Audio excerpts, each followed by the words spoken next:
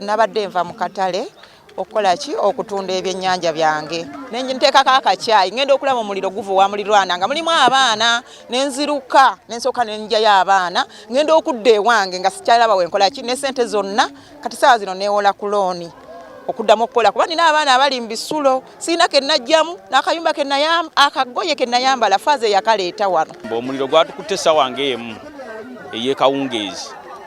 Amayumba gonna buli muntu teyabaddemu, tetwasigaliza kantu konna wadde. Omuliro gwatuzinda naye nga nze mukunkubira essimu omuliro gwali gutandise ne bankubira essimu nenzija nasanga gukutte era siina ke nataasaamu wazira nasanga byonna biweddewo. Tuyita mu buzibu obw'amaanyi, ebintu byaffe byonna byajja, tusula bubi batubudamya osanga ennyumba emu ng'esulamu abantu nga 8 tetuyina we tusula. Tubadde tuwanjagira gavumenti esobole okuvaayo tuyambe newe n'atukubirawo bibaati abantu basobole okubeeramu kuba tugenda kufuna n'endwadde nnyingi, tusula kanyigo ate nga tusiiba njala tugenda kufa n'enjala tetulina byakulya. Ekyemalembo batugana okuvuba mukene enju zaffe zaweddewo, tusaba Oweekitiibwa Nabbanja ajja atuyambe kuba abantu bali bubi tusiiba njala tuli mu looni. Ne district y'ekyalo n'otwogerera okutuusa wano terina ekitebe weetudde kati n'ebimotoka ebizikiriza omuliro byasigala Masaka City. Kati wemugenda okugamba nti tufune ebizikiriza omuliro biri wala. Tusaba gavumenti esembereze empeereza yaayo mu district zebekutudde ku bitundu ebirala. Tusaba ne gavumenti ekendeze ku bbeeyi y'amasannyalaze, abantu basobola okufumbira ku masannyalaze kubanga tulaba nti ebintu ebisinga obungi amanda gakwata omuliro nekivaako ennyumba abantu n'okufiirwa obulamu bwabwe. Kuuma si masannyalaze. Twafunye amawulire nti oli ayiteekawo essigiri kweganakolamu obulagajjavu, essigiri yavaako omuliro okwonoonera abantu bano. Bba wange yatwalibwa amaze omwezi, drone yajja n'emutwala. Nali maze ennaku 2 nga nzadde simanyi gyali yabula. Bajja bagamba mbu simu kati olwamaze ne bagamba yategulula bbomu. Ndi n'abaana sirina kyabbaliisa.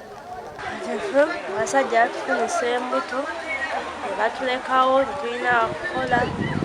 Omulimu gwe tubadde nga bakola gwa kusika sambo naye n'ab'amasambo batukuggyako amagye batugoba emisinde omekeeza nga tetulina kyakulya nga tulina nawaakusula. Kyala gavumenti etuyambe. Nziza okuddukira Omulanga bwe nawulidde timwafunye omuliro wano nabadde ntegerawo bulungi kubanga neetaba mukulaba nti muviira amazzi okujja wano naye nawulidde nti ate omuliro gw'abalumbye nempulira ennaku nga nnyingi nnyo yensanga eno etuleese okubasaasirako. Ekirala nze okubasaasira bannange nange mbiwulira ku leediyo eyo babagoba ku nnyanja babagano okuvuba mukene. Ekizibu ekyo kyampaliriza nga tewanzireyo mu palamenti. Mukadde babiri Kabanda atuyambye n'atuwa ku mufaliso n'essuuka naye tetulina we tugenda kusula. Tusaba gavumenti etuyambe etuwe ku mabaati.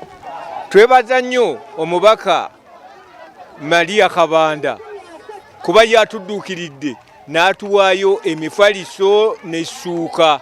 Nenjega nsaasira nonna abalabye ebizibu eby'ekitalo mu bbanga lino. Nensaasira nnyo omukyala kasonyiwa ekikonda wano ono muliraano naye buli kibeera wano mbeerawo kubanga bano bantu baffe tuli kimu.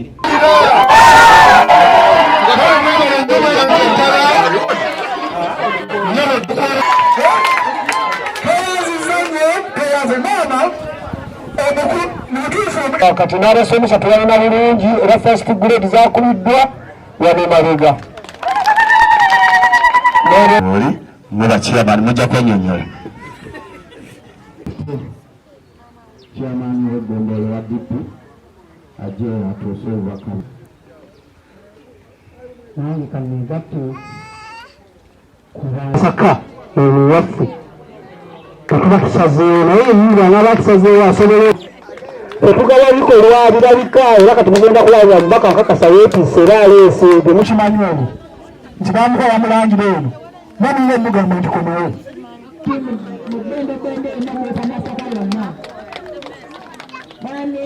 gamba ekigutte malembe kiki koze malembe efunye njala nagamba olugo wano njija wammwe era kiyakoze nakunga Mwami Katongole Joseph okuva e Bukoto Manamenda Okugulira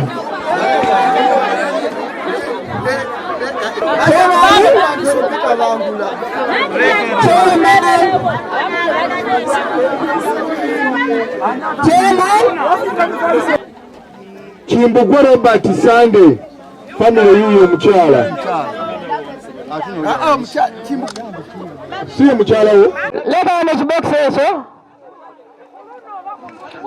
Honorable babuuza ku luno oba bonna